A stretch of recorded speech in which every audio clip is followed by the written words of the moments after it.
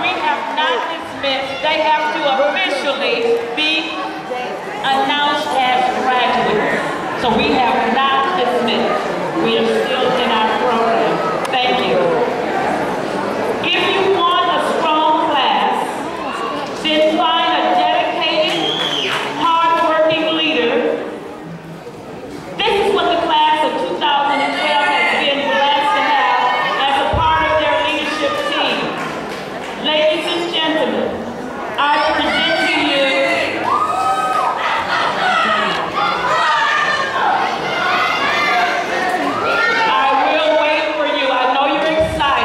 but we're still in our program.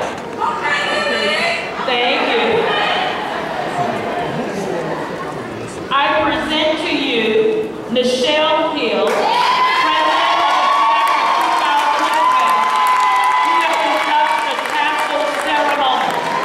At this time,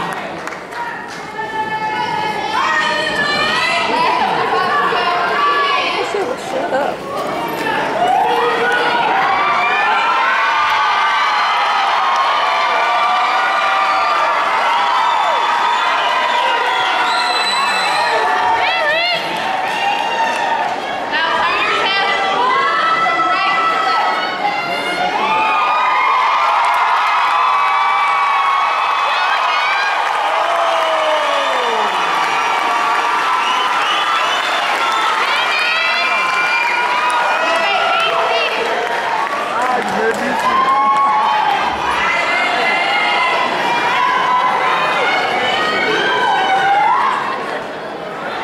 Ladies and gentlemen, boys and girls, please help me to welcome Mr. Derek Coleman, our incoming superintendent of schools, who will be providing our final congratulatory remarks, after which we will ask you to please remain seated, for after Superintendent Coleman, we will have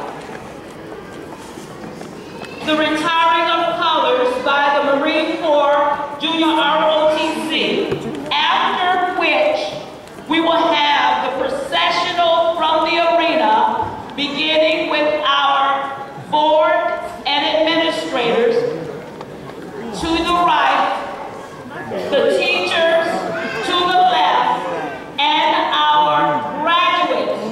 You will dismiss from the left, but you are going to follow our direction. If you, audience, please will remain seated until after everyone dismisses. You have plenty of opportunity to take pictures. Thank you so very much.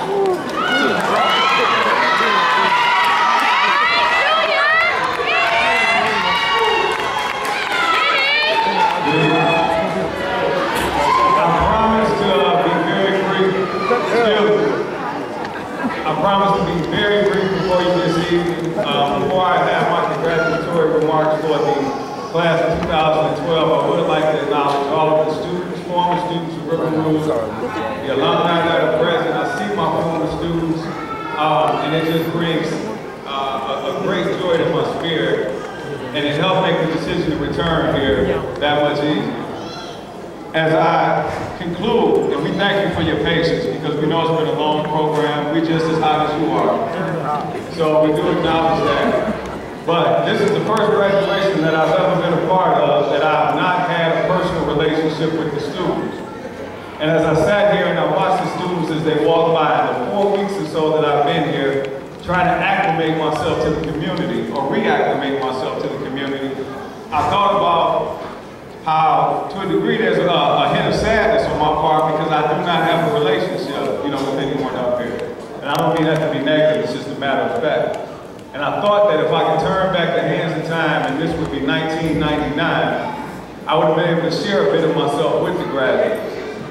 And as my brother Raphael Johnson had done so in his speech, if you really knew me, you would have known that a lot of the things that he spoke of is who I am. And that I've worked for the better part of 17 years, giving all that I could to young people.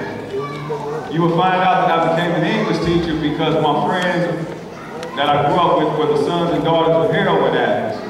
And a school was the only place that we all came to that would have given us an opportunity to be successful. I would have apologized to you for all the stories that you were told as a child in which they end that they all live happily ever after. Because life isn't a fairy tale. It's a marathon, but it's a marathon that's made up of a series of sprints. And so, while you all have completed your first sprint, know that when you wake up tomorrow, there's a new chapter in your life that you have to attack. While Mary may be your valedictorian, you're all on even ground. I would have told you that I didn't start college until I was 20 years old, and I had no clue what I was going to do with my life prior to that because I was directional. And so I want to inspire and encourage you all to not give up, regardless of whether you're the valedictorian or if you just turned in your last paper yesterday to Ms. Van Alphen and be up here on this stage. Know that you have the opportunity to achieve greatness. The law of the lid, there are 21 irrefutable laws of leadership that are written by John Maxwell. And the law of the lid states that a person will go no further than the capacity of the leadership to help them achieve.